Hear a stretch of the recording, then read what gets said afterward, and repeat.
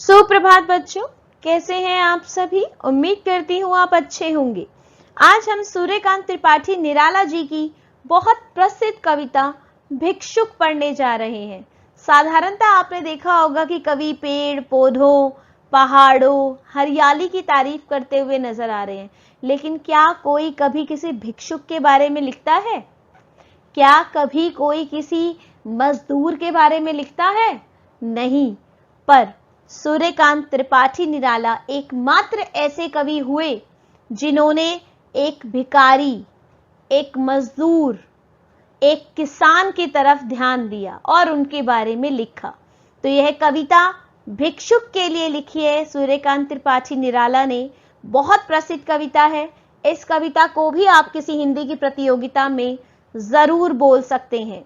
बहुत ही अच्छी कविता है। आइए कविता पढ़ते हैं। वह आता दो टूक कलेजे के करता पछताता, पथ पर आता पेट पीठ दोनों मिलकर हैं एक, चल रहा लकुटिया टेक, मुट्ठी भर दाने को भूख मिटाने को, मुंह फटी पुरानी झोली का फैलाता, दो टूक कलेजे के करता पछताता, पथ पर आता। यहां सूर्यकांत त्रिपाठी निराला एक भिखारी के बारे में बता रहे हैं कि अपने दिल के 1000 टुकड़े करके भी वह उस रास्ते पर आ रहा है भीख मांगने के लिए। पेट और कमर दोनों समान हो गई हैं, अर्थात पेट में खाना नहीं है, वह भूखा है। चल रहा लकुटिया टेक, हाथे में डंडी है जिसे घसीटता हुआ, रखता हुआ वो आगे बढ़ रहा है। मुट्ठी भर दाने को, थोड़े से अनाज के लिए, और अपनी भूख मिटाने को अपनी पुरानी झोली का मुंह खोलता है और उसमें अनाज डलवाता है। दो टूक कलेजे के करता, अपने हृदय से दुखी होता हुआ भी वह उस पथ पर आगे बढ़ता है। आगे ही इस भिक्षुक का वर्णन करते हुए कवि कहते हैं, साथ दो बच्चे भी हैं सदा हाथ फैलाए, बाएं से वे मलते हुए पेट को चलते और दाहिना दया दृष्टि पाने की ओर बढ़ाएं। भूख से सुख ओट जब जाते, दाता भाग्य विधाता से क्या पाते, घूंट आंसुओं के पीकर रह जाते। यहां कवि बता रहा है कि भिखारी अकेला नहीं है, उसके साथ दो बच्चे भी चल रहे हैं जो अपने एक हाथ से अपने पेट को मल रहे हैं और दूसरा हाथ भीख मांगने के लिए फैला रहे हैं।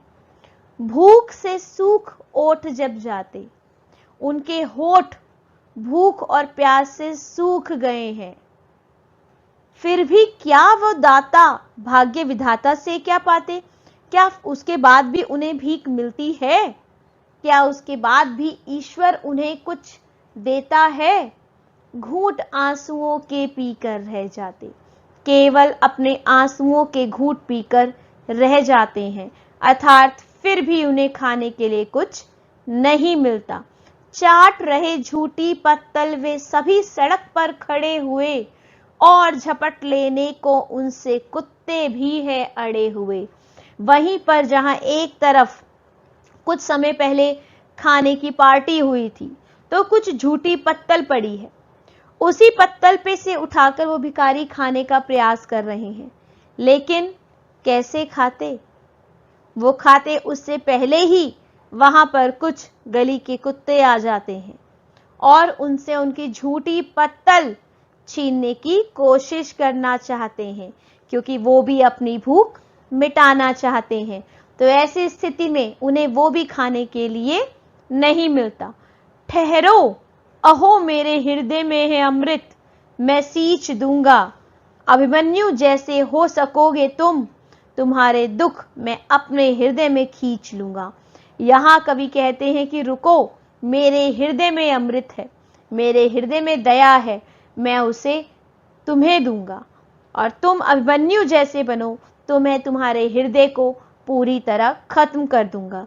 अर्थात तुम मेहनत करना चाहो तो मैं तुम्हारी जरूर मदद करूंगा। यहाँ कवि भिक्षुक के बारे में बात कर रहे हैं, लेकिन अंत में यह भी बता रहे हैं कि अगर आप मन में कुछ ठान लें, मेहनत करने की ठान लें, तो वह जीवन में आप बहुत कुछ प्राप्त कर सकते हैं। तो इस तरह आज हमने सूर्यकांत त्रिपाठी निराला की कविता पढ़ी। उम्मीद करती हूँ आपको समझ आई होगी। धन्यवाद। आप सभी का दिन मंगलमय हो।